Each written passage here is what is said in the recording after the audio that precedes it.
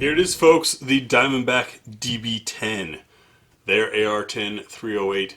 Long talked about, long waited for. I have one in the wild. Before we get into this, of course we'll show clear. Pull out the massive 308 PMag that comes with it. And we'll check chamber.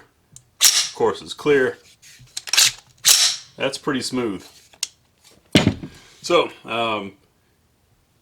I'll separate the upper from the lower and we'll go over the parts and just some quick observations.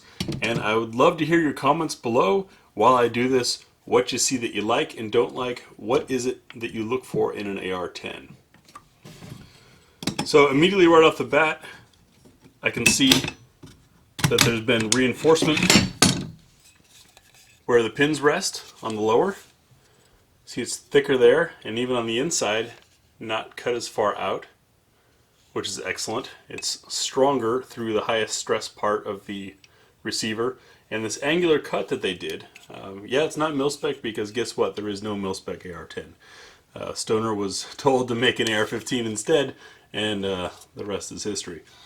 But this is a high stress area. 308 obviously is going to put some stress on the aluminum, so it's thicker there and cut in a much stronger method. So that I see as a great positive. We have a nice clean finish on there, except it's a standard AR-15 grip. This one's the Magpul MOE, and we have the CTR rear multi-position stock. Pretty clean there. Safety selector clicks nicely. The trigger, nothing wild. Feels pretty standard, but get this. Diamondback, in keeping with the incredible deals that they do with firearms, is asking a little over $1,000 for this. There aren't many AR-10s out there in that price range. So you swap a trigger later on if you want to, fine. You're probably still cheaper than the competition. Continue with this lower receiver. We can see a little bit of flare in the magwell, which is fine. I never thought a huge flare was important, and that's including my use of the M16A2 in combat. Just learn how to insert your mags, folks. You don't need that big funky thing down there. Coming around the front side, we can see they dropped some of the crazy flaring that had been there originally on the prototype shown at SHOT Show in the past. Overall fit and finish, pretty good. Now the upper, the fun part. Get that massive 308 bolt out. Yeah, these things are huge. Plenty of spots for using the forward assist. Once again, from my experience in the Army, I'm a fan of forward assist because jams happen. The gas key is staked properly. You can see the stake, which is the indentations here, is pressing into the screw to prevent the screw from turning. Bolt's got a nice finish to it. Nice and smooth. Bolt face looks good. The upper, which has some heft to it, as it should for a 308, but isn't absurdly heavy. Forward assist, of course, brass deflector. I'm so glad that trend of not having a brass deflector or forward assist is over. It's just silly, guys. Right away, look at that. This handguard was installed with loving care. It is so smooth between the handguard and receiver that I can't really feel it. I can feel it on the corner here. Corner got nicked, probably in transport, but the top of it is so perfectly smooth. And when you consider that you can tell the difference between two different thicknesses of aluminum foil, I'd say that's a well-fit handguard.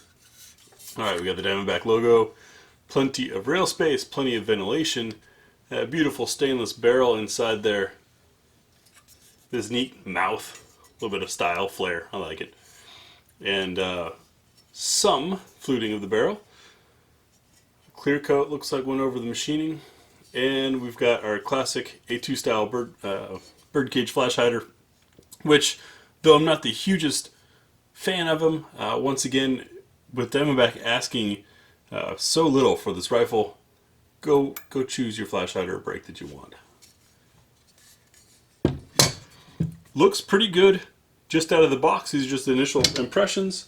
I'm going to slap some buoys on them, and I have this old Monarch, Nikon Monarch. This is back before they split up and created the Monarch 3, 5, and 7 lines. This was on my 308 bolt gun forever. That's getting an upgrade, so we'll put this on, get it zeroed in, and then take it out for some shooting reviews. Look for that soon. Let me know in the comments below. Oh, there's your chamber, by the way. What it is you look for in an AR-10. This is my first encounter with an AR-10. I spent a lot of time with an M16, a little bit of time with an M4.